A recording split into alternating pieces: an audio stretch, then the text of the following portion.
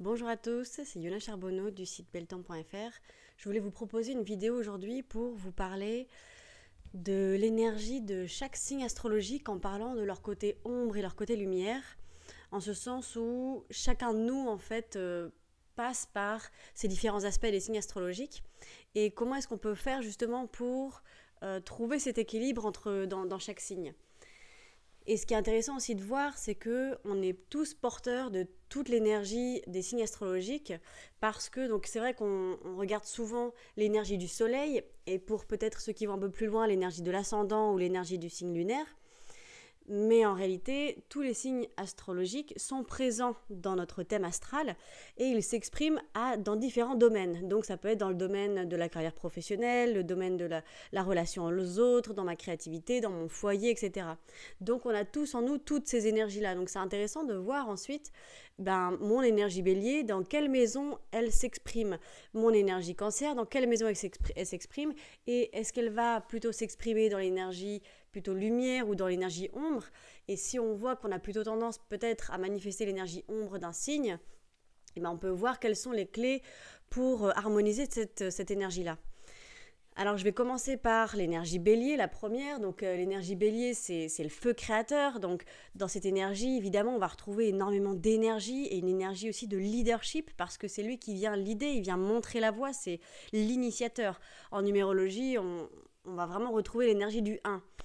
Donc dans son côté lumière, l'énergie bélier, il pousse les gens, il se pousse lui-même et puis il ose affirmer qui il est. Et dans son côté ombre, en fait, il a la faiblesse de ses forces, parce que il peut exprimer qui il est et foncer et tracer un chemin, être le leader. Dans le côté ombre, il va peut-être, il peut écraser l'autre ou ne pas prendre en considération l'autre. Pourquoi ? Parce que tout simplement, quelle énergie on retrouve en face du bélier ? C'est l'énergie balance. Donc, dans une vidéo, j'en parlais déjà un petit peu, c'est-à-dire que le bélier, il faut qu'il intègre cette énergie balance pour avoir ce bélier harmonieux et lumineux et pouvoir manifester son plein potentiel de leadership. Comment il va faire pour intégrer l'énergie balance ? L'énergie balance, c'est le fait de demander à l'autre comment est-ce qu'il se sent, c'est d'être toujours dans la relation à l'autre. Et donc, le bélier, qui lui est dans une énergie 1, c'est moi et j'initie et je trace, je montre un chemin, et lui, il a besoin de prendre en considération l'autre, de demander comment est-ce qu'il se sent, comment se sent l'autre, est-ce qu'il est d'accord et quel est l'avis de l'autre. Parce que dans son ombre, donc il peut écraser l'autre, mais en fait tout simplement il n'en a pas conscience, parce que lui en fait il peut avoir des difficultés à comprendre que chacun a sa vision des choses. Et dans l'énergie bélier, on retrouve aussi une question de territoire, et donc il peut avoir une contraction à ce niveau-là, dans ce sens où il va peut-être parfois se sentir comme envahi, ou sentir que certaines personnes viennent à l'intérieur de son territoire. Et en fait, lui, c'est parce qu'il est amené à mettre de la balance dans son énergie, c'est-à-dire intégrer l'autre et autoriser l'autre à rentrer sans qu'il se sente agressé. Parce que du coup, c'est pour ça que lui, à son tour, il peut agresser l'autre, mais parce qu'il va se sentir agressé dans son territoire, dans son endroit, dans sa bulle. Voilà, donc l'énergie bélier, dans toute sa luminosité, on a besoin, chacun de nous a besoin de manifester cette énergie bélier pour oser dire qui on est, oser mettre des choses en place, oser foncer et initier des projets. Voilà pour l'énergie bélier. Ensuite, l'énergie taureau, là on a vraiment l'énergie donc de la terre, de la matière, du corps. Donc le taureau, il peut prendre son temps d'apprécier les petites choses de la vie, d'apprécier de regarder un coucher de soleil. C'est pour ça qu'on l'associe beaucoup aux 5 sens, parce qu'il y a quelque chose vraiment de très carné, parce que c'est apprécier la nourriture, c'est apprécier cuisiner, c'est apprécier faire du jardinage. Alors évidemment, quand je dis ça, ça ne veut pas dire que si vous avez votre soleil en taureau, donc que vous êtes taureau, ça ne veut pas dire que vous manifestez tout ça, parce que ça va dépendre dans quelle maison ça se trouve, s'il y a des planètes qui peut-être la cachent un petit peu ou peut-être l'exagèrent. Et puis encore une fois, nous avons tous une énergie taureau dans un endroit de notre vie. C'est juste qu'on ne va pas l'exprimer de la même manière, parce que on n'a pas les mêmes planètes, les mêmes aspects qui se forment entre chacun. Donc voilà, petite parenthèse pour dire que c'est pour ça qu'on ne se retrouve pas forcément dans tous les aspects, parce que tout est à mettre ensemble. Donc, je reviens sur l'énergie taureau, c'est voilà ça, cette relation à la terre, la relation à la nourriture, la relation au corps, au massage. Et donc, dans son énergie lumière, c'est vraiment prendre le temps d'apprécier les bonnes choses. C'est pour ça aussi qu'on dit qu'il y a beaucoup de sensualité. Et dans son énergie ombre, eh ben, ce serait peut-être quelque chose qui serait...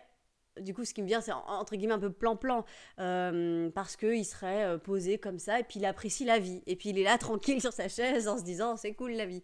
Mais du coup, il peut avoir peut-être une vision qui pourrait être parfois un petit peu fermée. C'est pour ça qu'on dit que parfois il est buté, mais parce que comme il est là assis, et ben voilà, est-ce qu'il va se bouger, est-ce qu'il va voir ce qu'il y a derrière, c'est-à-dire est-ce qu'il incarne aussi l'énergie opposée, donc qui est l'énergie du Scorpion, c'est-à-dire voir qu'est-ce qu'il y a derrière le voile, c'est retrouver cette intensité de la vie.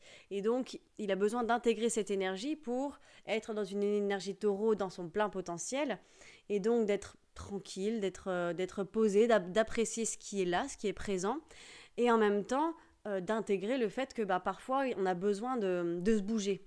Parce que le taureau, il est dans son pré comme ça, tranquille, et puis il ira voir le pré d'à côté plus tard. Tranquille. Donc, alors que l'énergie scorpion, on verra après, c'est pas du tout ça. Donc en intégrant cette énergie scorpion, il peut manifester cette énergie taureau sans pour autant rester là où il est, sans vouloir bouger. Ne pas voir ce qui se cache derrière et ne pas vouloir trop changer les habitudes. Du coup, parce que voilà, je suis assise sur ma chaise et puis j'ai pas trop envie qu'on me bouge de ma chaise.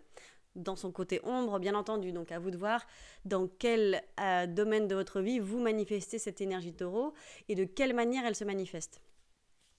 Ensuite, l'énergie gémeaux. L'énergie gémeaux, lui, il vient découvrir. Il vient, comme la jeunesse, l'enfant, l'apprentissage, il vient découvrir tout un tas de choses. Donc, lui, en fait, on lui reproche souvent de ne pas être centré, de trop s'éparpiller. Et en réalité, c'est pas ce qu'on lui demande, l'énergie Gémeaux. C'est rigolo parce qu'à chaque fois que j'entends parler d'une personne comme ça qui fait plein de choses, à chaque fois, il y a c'est son énergie Gémeaux tout de suite qui ressort parce que c'est cette énergie-là qui demande à découvrir plein de choses. Et donc, elle n'est pas là pour être dans une énergie Sagittaire. L'énergie Sagittaire qui va dans un domaine et qui approfondit, qui devient spécialiste de ce domaine. Il est là pour découvrir tout un tas de choses. Et c'est-à-dire que lui, il va découvrir 8 instruments de musique et il va savoir jouer de 8 instruments de musique. Alors que le Sagittaire, lui, il va savoir jouer du piano et il va être un as du piano. Encore une fois, je suis dans l'archétype, dans la généralisation. Il y a plein d'aspects et plein de détails ensuite à l'intérieur de ça. C'est vraiment juste pour comprendre la substance de l'énergie. Et donc, l'énergie Gémeaux qui va apprendre plein d'instruments de musique, et c'est ça, c'est grâce à tous ces apprentissages, ça va s'ingérer, se digérer à l'intérieur. Et c'est ça qu'il est amené à expérimenter. C'est expérimenter la vie, l'expérience. Donc, il est là pour découvrir plein de choses. Il y a quelque chose de très jeune, de très enfantin, léger, rieur, qui anime quelque chose. Voilà, et donc lui, pour ne pas être dans le côté ombre, c'est-à-dire que du coup, il va vraiment s'éparpiller et perdre son énergie, c'est-à-dire ne plus réussir à concentrer tous ses savoirs pour en faire une chose. Et donc, intégrer cette énergie sagittaire qui demande de se spécialiser, d'intégrer vraiment. C'est-à-dire que le Gémeaux, il est très léger, il est rieur, il va apprendre avec le jeu. Et le Sagittaire, lui, il va vouloir apprendre, mais ça peut être un petit peu sérieux à fond. Et c'est intégrer cette énergie Sagittaire en lui pour pouvoir prendre tout son savoir et en faire quelque chose, l'ingérer et le ressortir par la suite. Voilà pour l'énergie Taureau, donc l'énergie Gémeaux, pardon. Donc ensuite, l'énergie Cancer, là, on a la vie intérieure. Parce que le Cancer, il est régi par la Lune, donc il y a quelque chose de très cyclique, et c'est vraiment les émotions. Donc il y a tout un tas d'émotions que le Cancer traverse et vit, et lui, il a besoin d'apaiser son eau intérieure parce qu'il peut parfois se sentir un peu pas compris dans toutes ces émotions, parce que c'est tellement intense ce qu'il vit, et puis il y a cette énergie de la lune qui remue toutes ses eaux intérieures, donc toutes ces émotions, son lien avec la nourriture aussi, qui du coup peut parfois être particulier, ça peut être une solution ou un problème chez lui, les deux aussi, c'est la face différente d'une même pièce, et donc Donc il y a tout ce côté rêveur, ce côté imagination qui est très fertile. Et lui, en fait, il doit, dans son côté ombre, en fait, il va se couper du monde quelque part parce qu'en fait, il est perdu dans toutes ces eaux qui remuent et donc il peut être vraiment, il peut être susceptible même parce qu'il y a un côté très sensible aussi avec cette eau-là. Donc, il pourrait ne pas accepter qu'on lui fasse de critiques parce qu'il est dans sa carapace et c'est comme si à l'intérieur de sa carapace, donc il a une grande carapace comme ça, bien épaisse. Et quand on va à l'intérieur, bah faut y aller avec douceur parce que du coup, lui, il peut facilement se sentir agressé en fait. Parce que c'est comme s'il y avait la chair de ce crabe et là, c'est à vif. Et donc lui, il doit apaiser cette carapace-là et se livrer à l'extérieur pour sentir que l'extérieur n'est pas agressif. C'est lui qui a cette sensibilité-là et qui du coup perçoit ce monde comme agressif. Voilà, donc dans son côté lumière, il y a toute cette sensibilité, cette intuition, ce côté imagination, un côté aussi qui peut être en lien avec une certaine fibre artistique parce que cette imagination, elle peut se manifester par l'art. Et dans le côté ombre, et ben, du coup, il va y avoir cette hypersensibilité, susceptibilité, et puis presque se couper du monde, en fait, parce que le monde serait trop dur pour lui et qu'il a du mal à gérer et que faire de ces émotions-là. Donc voilà, il a tout ce travail-là à faire. Ensuite, on a l'énergie lion. Alors l'énergie lion, c'est vrai j'entends beaucoup de critiques sur cette énergie-là parce que c'est la manifestation de soi et le rayonnement de soi. Et c'est vrai qu'en France, on juge pas mal cette énergie-là parce que on a tendance à plutôt... voilà, il faut être modeste, il faut être humble. Et puis, tu vois, contrairement aux États-Unis où ce serait tout l'inverse, où là, il y a un rayonnement qui pourrait être qualifié parfois d'exubérant. Et en réalité, c'est comment est-ce qu'on arrive à équilibrer cette énergie lion et donc à manifester son plein potentiel, sa créativité, son soleil intérieur, hein, je le vois en lien avec le troisième chakra là, qui sort comme ça et qui manifeste toute sa beauté et son rayonnement. Et donc dans le côté ombre du lion, eh bien effectivement en fait c'est comme si lui il est là pour rayonner, pour montrer sa lumière, mais dans le côté ombre du coup eh ben il va avoir soif de ça, il va pas trouver les moyens de le faire en ressentant qu'en fait c'est juste en étant lui et sans rien de plus qu'il va rayonner.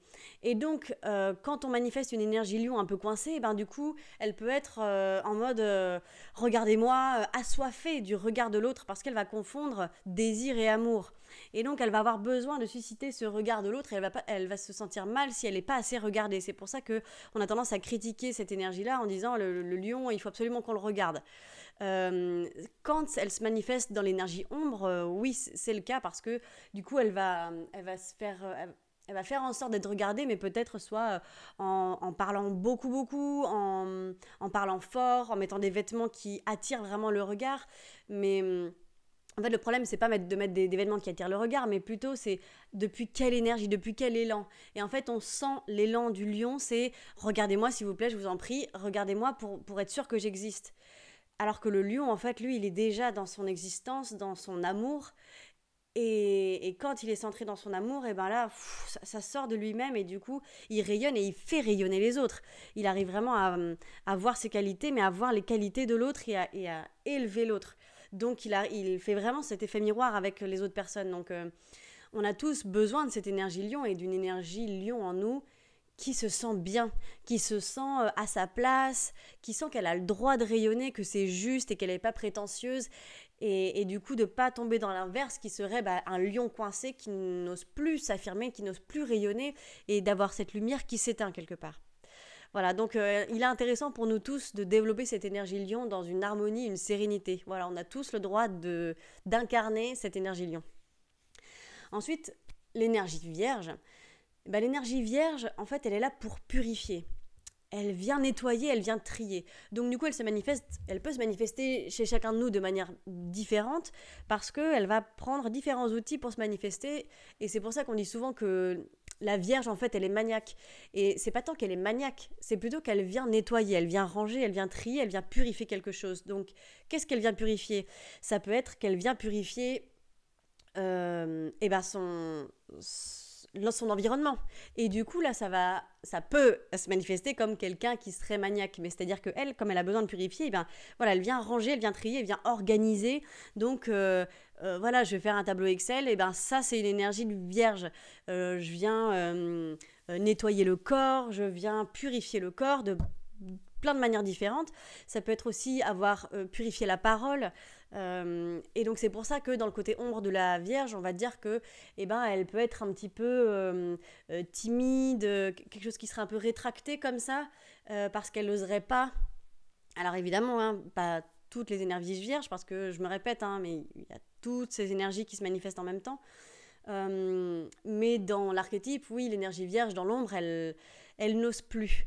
Et en fait, ce qui serait dommage, c'est que l'énergie vierge, en fait, a tellement vouloir la perfection, parce que quelque part, dans la pureté, dans cette recherche de pureté, on va toucher une énergie qui s'approche de la perfection. Et dans cette volonté de perfection, bah, du coup, j'ose plus, en fait. J'ose plus parler parce que c'est pas parfait. J'ose plus créer parce que ma création ne sera pas parfaite. Voilà. Et du coup, ça va créer un blocage à l'intérieur parce que ce serait pas assez parfait pour l'énergie de la Vierge. Et de la même manière, c'est pour ça qu'elle pourrait être trop maniaque, mais c'est parce qu'à tant vouloir que ce soit propre, eh ben, elle pourrait ne plus vouloir entrer de la poussière. Voilà, je veux plus qu'il y ait les individus qui rentrent, je veux plus qu'il y ait de la boue parce que je veux la perfection, je veux la pureté. Mais du coup, il faut qu'elle intègre le fait que pour purifier, il y a besoin de laisser le courant de la vie venir. Et que dans le courant de la vie, eh ben, il y a la poussière, et la poussière, c'est pas mal. Et c'est juste de la vie. Et du coup, la poussière arrive, et je nettoie la poussière. Et c'est pas de faire en sorte que du coup, il n'y ait plus du tout de poussière, ça ne rentre plus, et là, comme ça, c'est bien. Parce que là, il y aurait du coup quelque chose qui serait un peu stressé. Donc c'est marrant parce que je parlais de l'énergie de la Vierge, et puis à ce moment-là, elle est venue nettoyer l'énergie de ma gorge, là, qui avait besoin de petite purification. Donc ça m'a fait rigoler. Donc je disais que l'énergie de la Vierge, en effet, voilà, il faut qu'elle accueille le fait que ben, la vie, c'est ça. Ça se salit, ça nettoie, et donc de s'autoriser à l'imperfection. Et que dans cette imperfection, il y a la perfection. Dans le sens où, voilà, de tout laisser, de s'autoriser. S'autoriser à essayer, à se tromper, à salir. Voilà, c'est tout ça. Donc pour l'énergie Vierge. Ensuite, l'énergie Balance. Donc là, j'en ai parlé un petit peu avec l'énergie Bélier. Elle, en fait, ce qu'elle amène au monde, c'est l'énergie de l'harmonie. Donc c'est-à-dire qu'elle recherche l'harmonie du groupe, l'harmonie d'un lieu, l'harmonie de soi. C'est pour ça aussi qu'elle est en lien avec tout ce qui est artistique, parce qu'elle cherche l'harmonie et donc la sublimation de la vie par l'art. Le problème, c'est que l'énergie Balance, pour rester dans son côté lumineux, elle a besoin d'intégrer l'énergie Bélier, c'est-à-dire qu'elle doit apprendre à oser dire non, à s'affirmer, à dire ce qu'elle pense. Parce que si elle rejette l'énergie Bélier, là elle passe dans le côté ombre, et du coup elle n'ose pas s'affirmer. Et en fait, c'est pour ça qu'on dit que parfois elle est hypocrite. Mais en fait, tout simplement, l'énergie Bélier, c'est parce que elle a peur de ne pas être aimée, elle a peur d'être rejetée. Elle met tellement l'harmonie au-dessus de tout qu'elle n'ose pas dire non. Et que c'est juste aussi d'intégrer cette énergie de Bélier pour dire bah là je suis pas d'accord, ça me va pas. Et c'est juste de dire non à l'autre, parce que dire non à l'autre, c'est se dire oui à soi. Et elle a besoin d'intégrer ça. Donc dans le côté lumineux, elle va peut-être faire en sorte que son intérieur soit joli, soit agréable. Elle va peut-être aimer accueillir les gens, être à l'écoute de l'autre, mais elle doit intégrer ça, le fait que poser un non, dire ce qui ne lui convient pas, c'est quelque chose qui est juste, et c'est ce qu'elle doit manifester pour être en paix avec elle-même. Ensuite, l'énergie Scorpion, lui, cette énergie-là, en fait, elle vient enlever le voile des illusions, elle vient enlever tout ce qui est en surplus. Oui, là, l'énergie Balance, là, elle peut pas. Elle peut pas être hypocrite, elle peut pas cacher. Avec l'énergie Scorpion, il faut se montrer tel qu'on est. Il faut être sincère, il faut être authentique. Et c'est pour ça qu'il y a quelque chose qui est intense aussi dans cette énergie Scorpion, parce qu'elle vient transformer, elle vient transcender l'intérieur. Elle dit, non, tu enlèves tout ce qui t'empêche d'être toi, d'être vrai, et tu dis tout ce qui est en toi, dans ta vérité intérieure. Et donc c'est pour ça qu'il y a pas mal de gens aussi qui peuvent critiquer, hein, comme l'énergie lion, mais l'énergie scorpion, on dit souvent que c'est pas évident, mais c'est parce que tout simplement, l'énergie taureau qui, elle est là du coup tranquille et puis au moment où elle serait dans son ombre, elle aurait peut-être pas trop envie de sortir de son confort, bah, l'énergie scorpion, elle arrive et puis elle dit, bah, là ça va pas en fait. Là, il faut changer les habitudes, les manières de vivre et puis et transformer, transcender pour aller vers du mieux, vers du pur, du purifié. Hein, c'est comme si là, il y a l'eau intérieure et le scorpion, il vient mettre du chaud, il vient bouillir l'eau pour qu'elle soit encore plus pure, pour qu'elle soit nettoyée de toutes les émotions intérieures et toutes les tensions, les blocages, les croyances. Donc c'est intense et en même temps c'est nécessaire pour s'élever, pour se sentir plus vivant, plus vrai, plus voilà. Donc il y a cette énergie d'intensité. Et encore une fois, dans quel endroit, dans quel domaine est-ce que vous avez cette énergie scorpion qui se manifeste? Quelle planète il y a dans cette énergie scorpion? Quels aspects il y a qui font que c'est un domaine dans votre vie où vous êtes amené à transcender, à transformer, à dire vrai, à dire juste. Et peut-être que c'est pas toujours confortable. Et en même temps, c'est un passage qui est salutaire parce qu'il nous permet d'être vivants, d'être nous-mêmes et d'être vrais. Voilà pour l'énergie scorpion. Donc ensuite, l'énergie sagittaire, et ben là, on a l'ailleurs. L'énergie sagittaire, il va loin. Il voit au-delà de sa zone. Donc, dans l'énergie sagittaire, on retrouve l'autre, les étrangers, l'ailleurs, la religion, la spiritualité aussi. Ça peut être... c'est pour ça qu'on y associe aussi les voyages lointains, parce que dans l'énergie Gémeaux, donc l'énergie Sagittaire est en lien avec l'énergie Gémeaux, c'est-à-dire que c'est l'axe, c'est le signe qui est opposé. Donc l'énergie Gémeaux, c'est vraiment tout ce qui est là, tout ce qui est proche et découvrir tout ce qui est autour de moi. L'énergie Sagittaire va voir tout ce qui est lointain, donc tout ce qui est au-delà. Et lui, par exemple, donc il peut apprendre un domaine et l'étudier à fond et être un expert là-dedans. C'est pour ça aussi qu'il peut y avoir une énergie d'enseignement, parce qu'il connaît quelque chose et puis il peut du coup transmettre son savoir. Et on trouve aussi une énergie d'expansion, hein. Il est en lien avec Jupiter, une énergie, le Sagittaire, il y a quelque chose de généreux, de joyeux. Voilà, parce qu'il est dans cette énergie d'expansion là. Et dans son côté ombre de l'énergie Sagittaire, en fait, on dit souvent qu'il pourrait paraître un petit peu prétentieux, mais c'est parce que l'énergie Sagittaire, en fait, capte quelque chose que les autres n'ont pas. Et encore une fois, je répète qu'on a tous notre énergie Sagittaire qui s'exprime quelque part. C'est juste que pour certains, elle s'exprime peut-être très, très peu, d'autres beaucoup, mais du coup, le Sagittaire, en fait, c'est la flèche comme ça, là. Donc, cette énergie-là, elle est quelque part à un endroit, elle a accès à quelque chose que les autres n'ont pas. Et donc, l'énergie Sagittaire, dans son côté ombre, elle peut se dire, mais ils comprennent pas ou quoi, mais c'est pas compliqué. Et puis quelque part, un peu, les autres, c'est un peu tous des cons. Il peut y avoir un petit peu cette énergie-là qui se manifeste comme ça, mais tout simplement parce que pour elle, c'est simple. Dans ce domaine-là, en tout cas, à l'endroit où se manifeste l'énergie Sagittaire, c'est simple. Et elle comprend pas pourquoi les autres ne comprennent pas ça, parce que pour elle, c'est naturel, c'est presque inné. Donc, elle a besoin d'intégrer le fait que elle a la chance d'avoir accès à un certain endroit, à quelque chose. Et elle peut diffuser ça aux autres.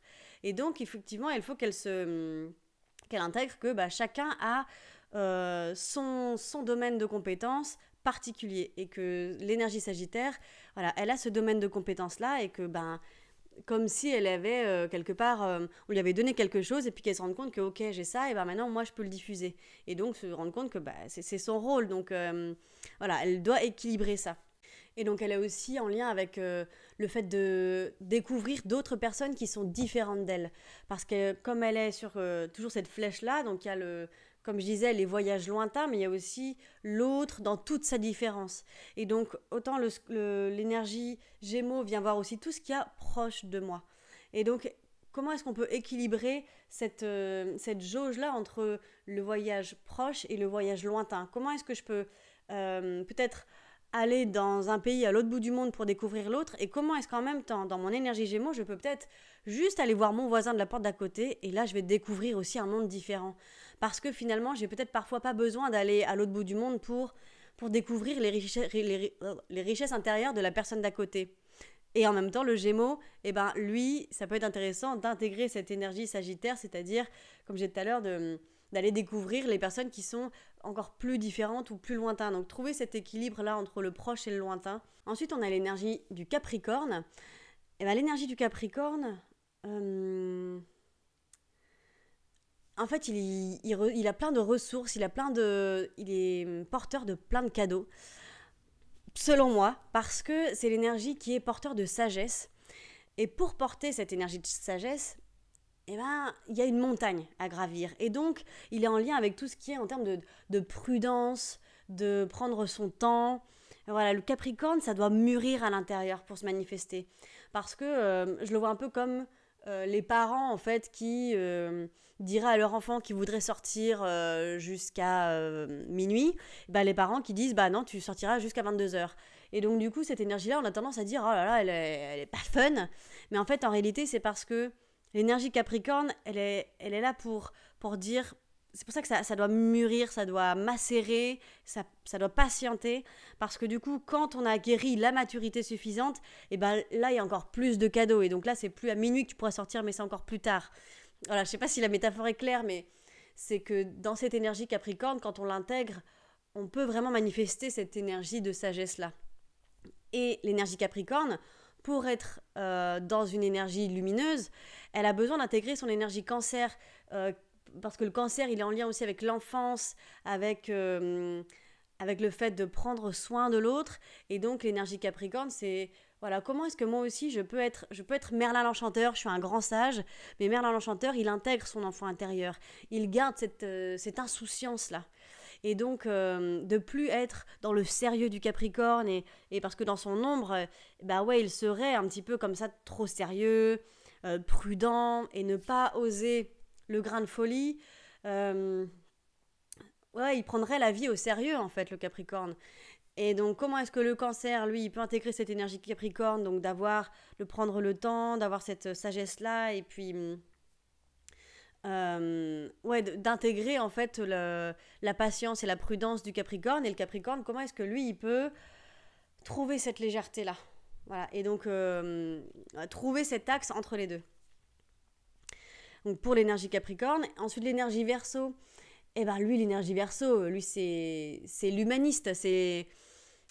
Lui, il est dans la fraternité, la sororité. Il a envie de changer le monde pour du mieux. L'énergie Verseau, du coup, dans son côté ombre, en fait, on peut lui reprocher parfois d'être utopiste, d'être irréaliste, parce qu'il veut changer le monde, mais voilà, il faut qu'il reste ancré à la société, parce qu'il pourrait du coup avoir envie de se retirer de la société, d'être marginal et de passer son temps à critiquer la société et de voir les problèmes et plus les solutions. Alors que lui, c'est ce qu'il vient apporter. Il vient apporter vraiment son côté humaniste et pour vraiment tendre la main à chacun et faire une ronde tous ensemble. Voilà, ça fait un peu bisounours dit comme ça, mais parce que il est vraiment porteur de cette énergie-là. Et donc, dans l'endroit, dans le domaine dans lequel vous avez cette énergie Verseau, c'est cette énergie de groupe, de communauté, de tous ensemble, on peut faire quelque chose.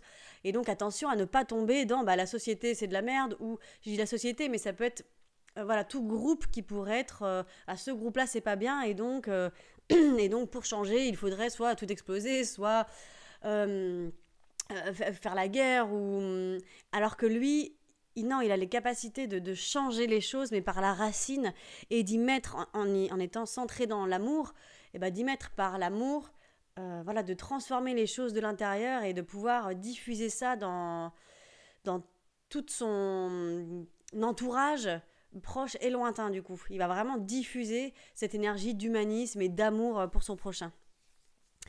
Donc voilà pour le Verseau. Et enfin l'énergie du Poisson, où là on termine le cycle, et donc il y a... je le vois beaucoup en lien avec l'énergie du 9 en numérologie, et avec les mêmes problématiques qui pour moi sont de sortir du triangle bourreau, victime, sauveur, parce que l'énergie du Poisson a une grande sensibilité, il est connecté.